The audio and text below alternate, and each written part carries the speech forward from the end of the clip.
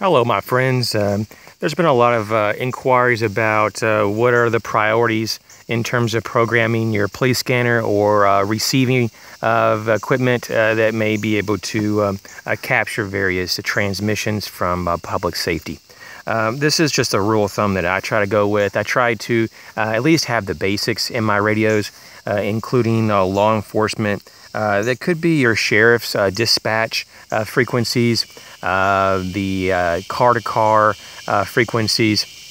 You may live in a metropolitan area, and so you may want to go with those as well. Some cities, the sheriff isn't as active as the city police, and vice versa. And where I live, though, the sheriff is pretty much one of the only law enforcement. There is a small city presence, but they pretty much don't really do anything. And they're just kind of, it's a very minimal staffing, and I won't go into details, but basically it's not really much there. So the sheriff really is the only response unit particularly, and just, for the majority of it, but there are some state police that come through, but it's rare. So, I just wanted to say you have to kind of figure out which law enforcement is prevalent in your area and put that in your radio. The next thing would be fire dispatch. They have not just the dispatch, but they also have this thing called tactical stations. So they might have a tactical 1, 2, 3. It could be a whole bunch. It could be even a dozen tactical channels. So depending on the type of situation, they may need to switch to a different frequency to get more a more isolated traffic, so they can have more talk between units. So just be aware of that. EMS to hospital. So a lot of times the actual ambulance itself, they have a dedicated channel to the hospital. You may want to monitor that.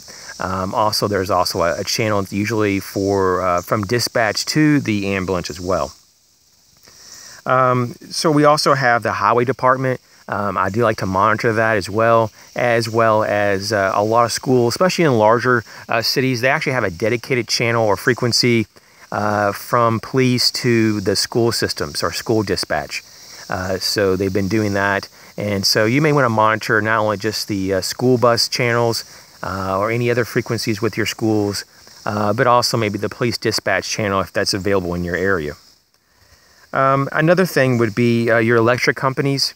Depending on if you have electric co-op or if you have actually a municipal electric or water or sewer district in your area or those facilities, you may want to monitor those as well. They may not be as important, but it could be important if you don't have water or electricity and you want to see where the crews are in your area. Another thing would be metro, like public works.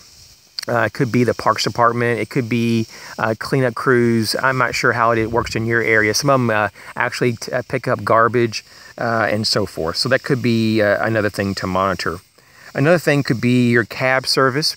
It's just something to be aware of, and just in case you need a ride or if you're just wondering where people are, that could be an option. Another thing would be your actual individual emergency dispatch. That it would be part of your, and I'm trying to think of the word here. It's kind of like emergency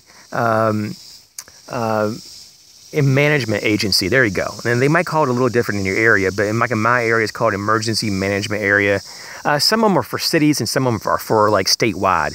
And so there's different frequencies. Some states actually have one frequency for the whole state that everybody can jump on, and some of them have mutual aid frequencies. In terms of your amateur radio band or ham radio, however you want to call it, that's across the country as well, and also in other countries. So depending on what kind of activity is in your area, you may want to check out having those in your radio as well, even if you're not a licensed amateur radio operator or ham radio operator. And that would include the 2-meter band, which is 144 to 148 megahertz. And of course, you have your, trying to remember here, the 70 centimeters. It's been a little while since I've been on there, but 70 centimeter band, and that's going to be obviously in your UHF band. and that's going to be there's going to be an allotment of frequencies there to check into, and so forth. So that just should be a starter.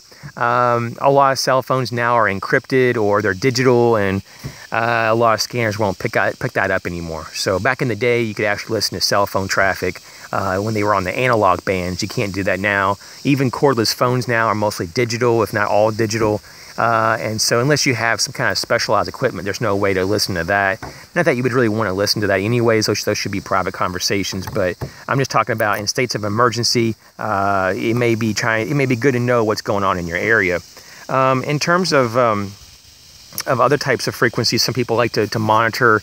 It just depends on where you live. Some people get a big kick out of listening to the local chatter on the walkie-talkies, maybe at Walmart or Home Depot or whatever. If you live that close by, usually they only have maybe a 1 or 2 mile range, and so you have to live pretty close by. Some people listen to the drive-through frequencies. Sometimes those are wireless. Some people get a big kick out of those. Baby monitors, people listen to those, which that sounds like to me would be pretty boring.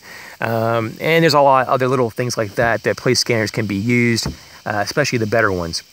So this is just kind of a heads up and a tip video of just different types of public service, in particular bands that could be helpful to have in your radio, be it a scanner or a dedicated police scanner or a receiver, or even if you have a ham radio that has an expanded receive capability to program other things outside of the ham bands. This is just an idea. People who are already into radios know all this. This is all very basic knowledge. But this is also just for people who are just getting into it, for new preppers or people who are just trying to get a handle on what kind of things can you listen to over the airwaves. Of course, this is not a complete comprehensive list. You not only have, of course, your AM and FM bands and your radio, your weather bands, but you also have, of course, shortwave bands and commercial shortwave and, of course, amateur shortwave. There's a lot more than even just that. But those are just some. It should get you started. Wish everyone well. You guys take care. Catch you later.